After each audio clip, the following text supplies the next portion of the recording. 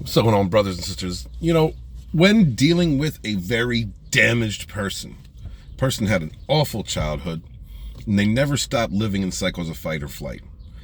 It's hard to discern if that person is narcissistic, sociopathic, psychopathic, borderline personality disorder. It's difficult to understand how a person with unresolved, like heavily unresolved issues is, or what they are, especially when you've been through a lot of prolonged abuse with that person. People like that tend to push away anyone that will help them. Sometimes, as I said, they can act narcissistic. They can act sociopathic. But it isn't always the case that they are exactly that. So you love that person. Love that person down to your core. Done everything that you could to help them. They might be so used to not trusting others that they jump from person to person to person, destroying them in the process, destroying people who truly love them because of their own issues, because they can't commit, because they can't commit to a healthy relationship. They are so used to being damaged, so used to being hurt, that they just literally hurt the ones they love. And it's usually those types that are adorable sometimes, that have a quality about them that is irresistible, that may trigger a white knight inside of a guy, or they want to fix a guy, for a woman, like a want to fix daddy. It is very frustrating and damaging to any healthy person, or a person who has control over their own issues, that has been through damage themselves and might want to fix somebody else, or help to fix, or be there, or prove their love to fix that person. Because that person could be, at times, compassionate, loving, like I said, adorable, great in the sack, just insane in bed. Could be any number of things that makes that person irresistible. You might have known them your entire life. But some people do not want to be fixed. They don't have to be narcissists or sociopaths. They don't have to be, any of the, a person who is committed to the destruction of others, to destroy other people because they're running from fixing their own issues, or they can't possibly believe that they can be loved, and so they look at everyone else as a combatant.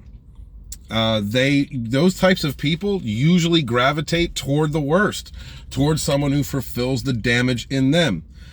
Someone that perpetuates that self-defeat, continues to chase after or subjugate themselves to a nastier person, because at least being hurt and being in pain is more reliable to them than putting in the work to better themselves or to be loved by someone who's genuine.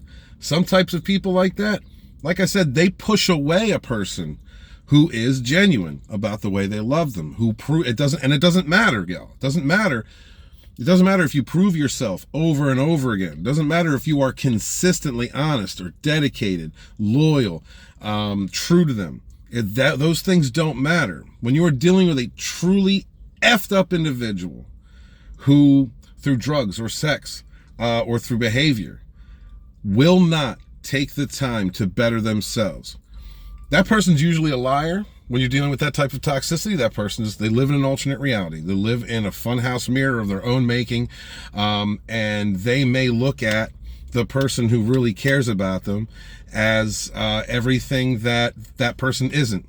They have to create that lie. They have to create that illusion about them, because in order to face who they are, in order to face the real world, is too damaging.